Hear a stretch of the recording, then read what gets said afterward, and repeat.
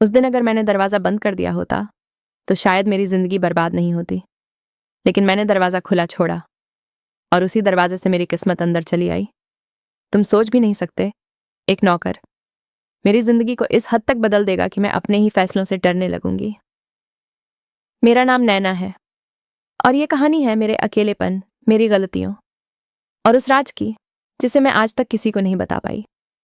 मेरी शादी को 5 साल हो चुके थे, लेकिन शादी के बाद से ही मैं अकेली थी।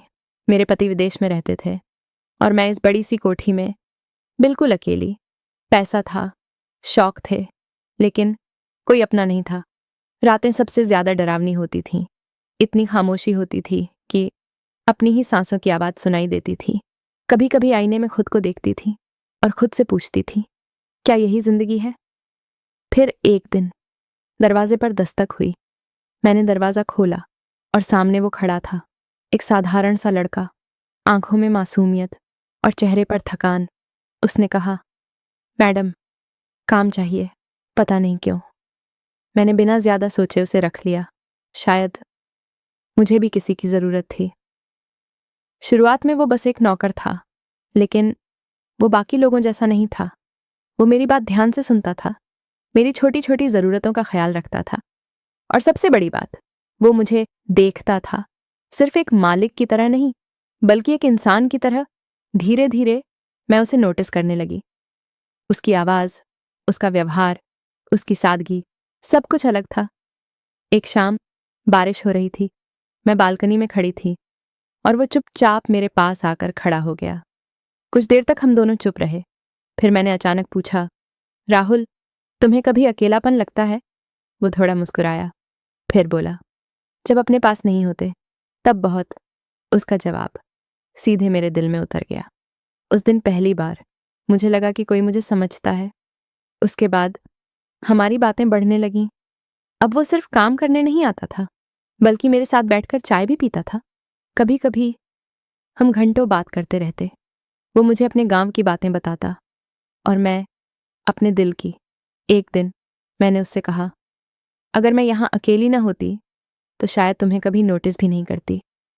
वो चुप रहा, लेकिन उसकी आंखों में कुछ बदल गया था।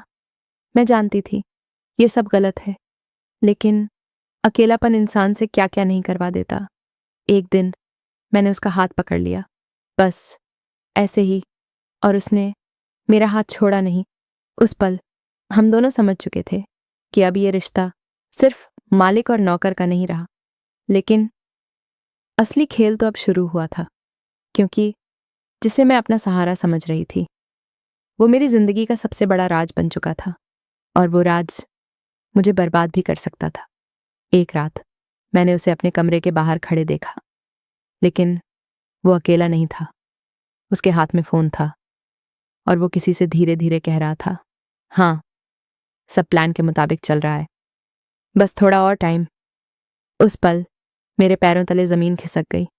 मैं तुम्हें झूठ नहीं बोलूंगी, उस रात के बाद मेरी नींद, मेरा सुकून, सब कुछ जैसे किसी ने छीन लिया था। मैंने दरवाजे के पीछे खड़े खड़े उसकी हर बात सुनी थी, उसकी धीमी आवाज और वो शब्द, सब प्लान के मुताबिक चल रहा है। मेरे हाथ कांप रहे थे, दिल इतनी तेज धड़क रहा था कि मुझे लगा वो बाहर आकर सुन लेगा। मैं तुरंत अपने कमरे में आ गई, दरवाजा बंद किया और आईने के सामने खड़ी हो गई। मेरी आंखों में डर साफ दिख रहा था। क्या मैं गलत थी या मैं सिर्फ इस्तेमाल हो रही थी? उस रात मैंने पहली बार खुद को कमजोर महसूस किया, बहुत कमजोर। सुबह जब वो मेरे सामने आया, जैसे कुछ हुआ ही नहीं था, वैसी ही मासूम शक्ल, वही शांत आवाज, मैडम, चाय बना दूं? मैं उसे बस देखती रह गई, सोच रही थी, क्या ये वही लड़का है जिसने कल रात वो बातें की थीं? मैंने कुछ नहीं कहा, बस सिर हिला दिया। अब मैं उसे हर पल ऑब्जर्व करने लगी थी, उसकी हर हरकत, हर नजर, हर शब्द।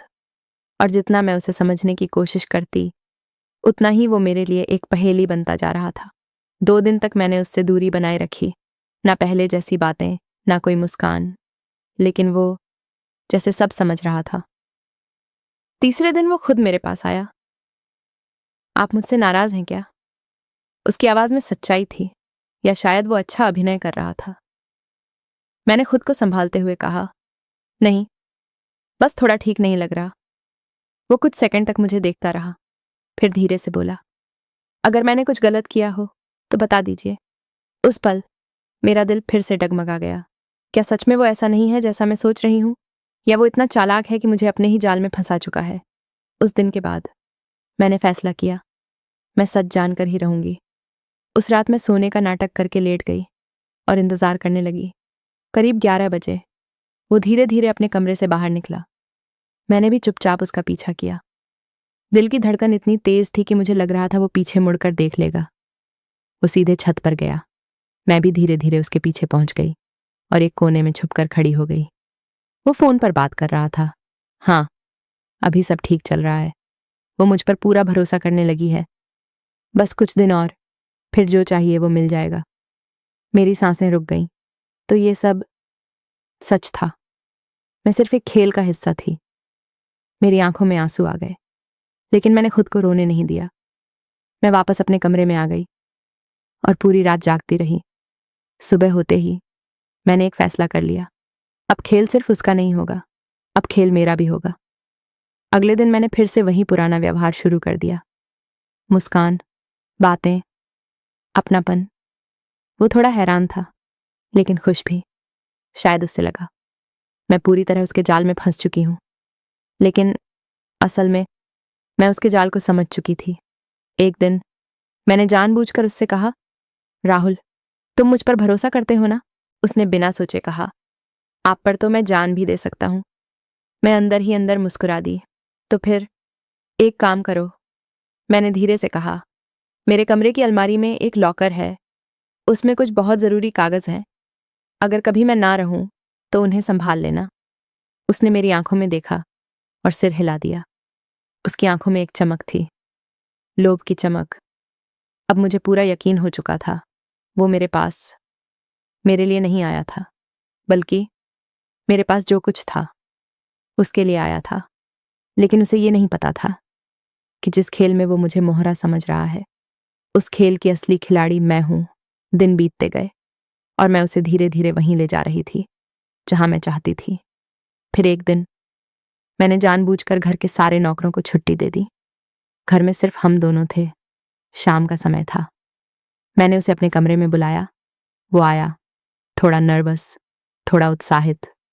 मैंने दरवाजा बंद किया और उसकी तरफ बढ़ी। आज तुम्हें कुछ दिखाना है। उसकी सांसें तेज हो गईं, लेकिन जैसे ही वो मेरे करीब आया, मैंने अचानक अलमारी खोली और उसमें से एक फाइल निकालकर उसके सामने रख दी। वो थोड़ा हैरान हुआ। ये क्या है मैडम? मैंने उसकी आंखों में देखते हुए कहा, ये तुम्हारे खेल का अंत है। उसका चेहरा एकदम बदल गया। मतलब? मैं मुस्कुराई।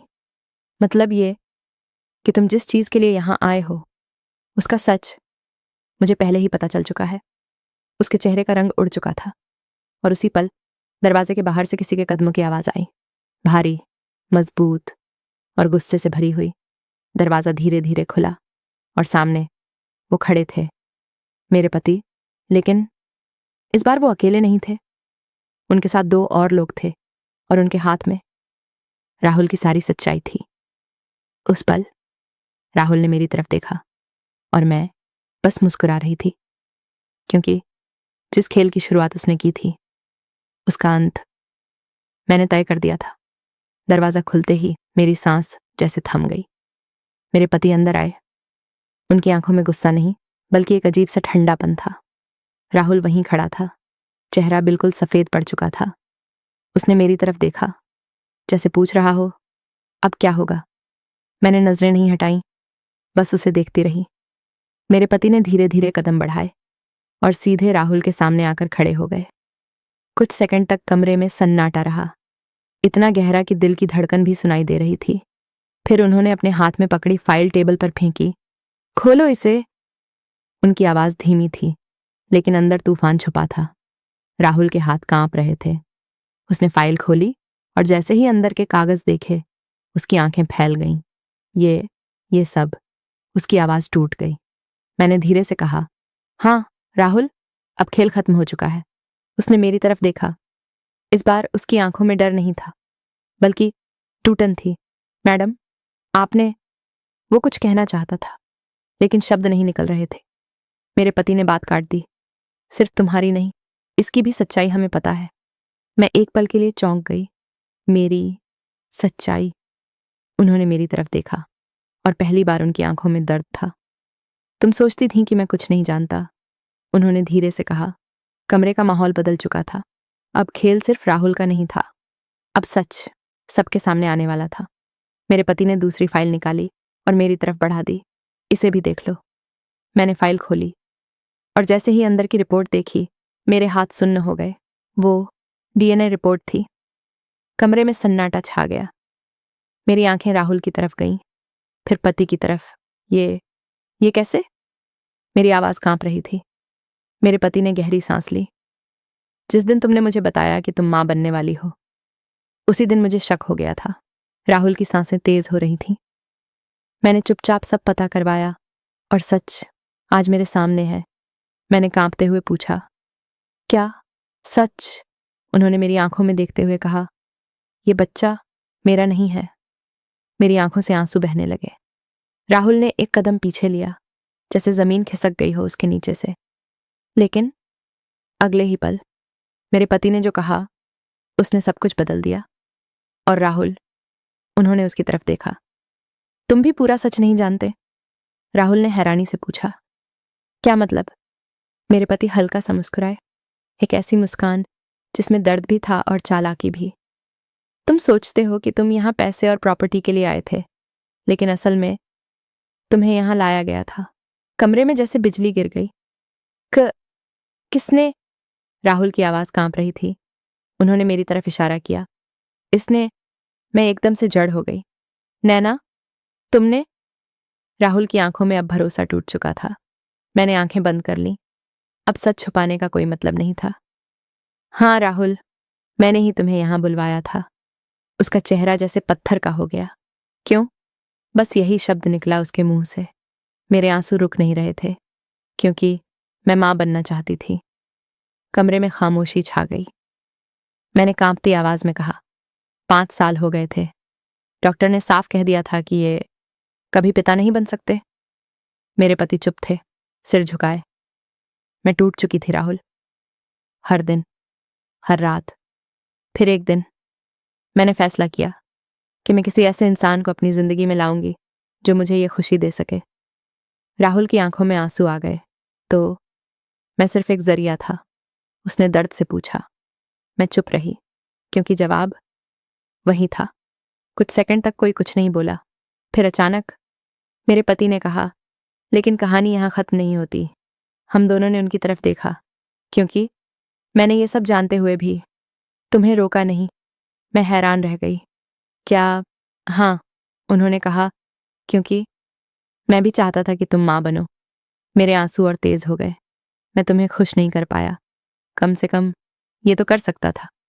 राहुल पूरी तरह टूट चुका था। अब ये कोई खेल नहीं था, ये 3 जिंदगियों का सच था। मैंने धीरे से कहा, अब क्या होगा? मेरे पति ने मेरी तरफ देखा, फिर राहुल की तरफ, और बोले, अब फैसला तुम दोनों का है। कमरे में सन्नाटा फैल गया। राहुल ने मेरी तरफ देखा। उसकी आंखों में दर्द था, प्यार भी था और नफरत भी। मैंने उसकी तरफ हाथ बढ़ाया, लेकिन वो पीछे हट गया। नहीं मैडम, उसकी आवाज भारी थी। ये रिश्ता शुरू ही झूठ से हुआ था, और झूठ पर जिंदगी नहीं बनती। मेरी आंखों से आंसू बहते रहे। वो मुड़ा और धीरे धीरे दरवाजे की तरफ बढ़ गया। हर कदम जैसे मेरे दिल पर लग रहा था। दरवाजे तक पहुंचकर वो रुका, एक बार पीछे मुड़कर देखा और बोला, आपको मां बनने की खुशी मिले, बस यही दुआ है। और फिर वो चला गया, हमेशा के लिए। मैं वहीं खड़ी रह गई। मेरे पति चुपचाप कुर्सी पर बैठ गए। कमरे में सन्नाटा था, लेकिन इस बार वो सन्नाटा खाली नहीं था। उसमें सच्चाई थी, पछतावा था और एक नई शुरुआत की आहट भी। क्योंकि कभी कभी गलत फैसले भी जिंदगी का सबसे बड़ा सच बन जाते हैं। अगर आपको ये कहानी पसंद आई हो तो वीडियो को लाइक ज़रूर करें और चैनल को सब्सक्राइब करना ना भूलें।